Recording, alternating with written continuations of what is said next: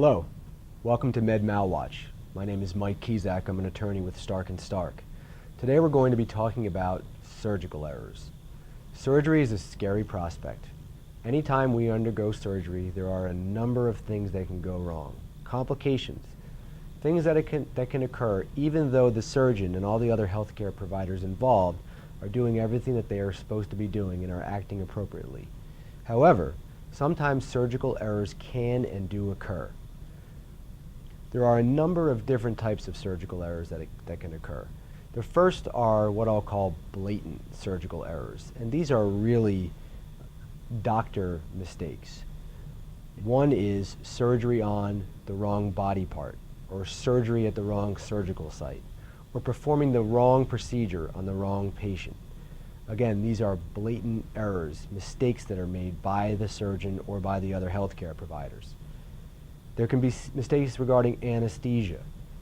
Anytime you undergo anesthesia, there are a number of complications that can occur. Errors that can be made, things that can go wrong. You can be given too much anesthesia. You can have difficulty with your airway or not receive enough oxygen. The anesthesia cannot be properly monitored. Your vital signs may be improperly monitored. These are all things that can go wrong with the anesthesia process. Another type of surgical error are what we call retained foreign objects.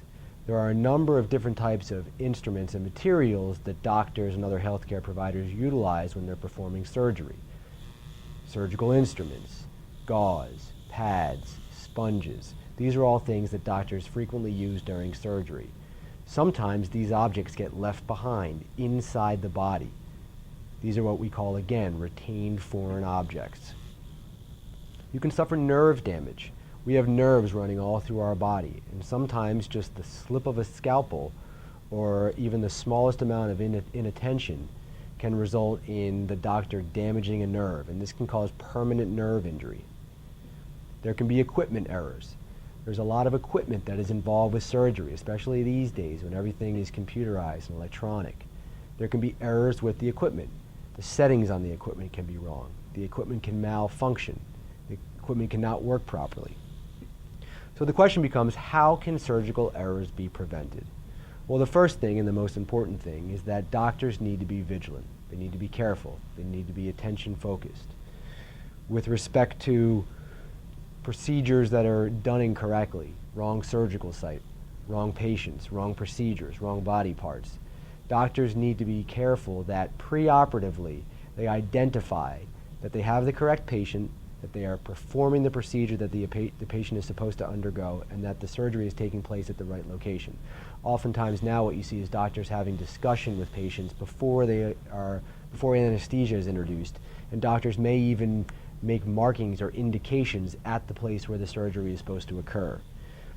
Concerning foreign objects, instruments, and materials that are used during surgery, doctors and nurses and other providers can use instrument checklists and instrument counts, so they make sure they know exactly how many items and materials they have before surgery starts, and they can make sure that they have the same number of materials when the surgery ends, so that they know nothing has been left behind. They can have preoperative checklists and other types of devices in place to make sure equipment is functioning properly. All the equipment and facilities being used for a surgery should be tested and should be checked to make sure that they are set properly and that they are working correctly. At the end of the day, surgery is complicated.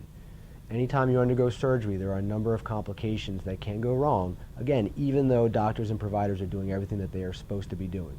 But sometimes errors occur. Surgical errors, unfortunately, occur often in this country, and it's important that we are aware of it. If you believe that you have been the victim of a surgical error, contact one of the experienced medical malpractice attorneys at Stark & Stark. Thanks for watching Med Mal Watch. I'm Mike Ksiazek.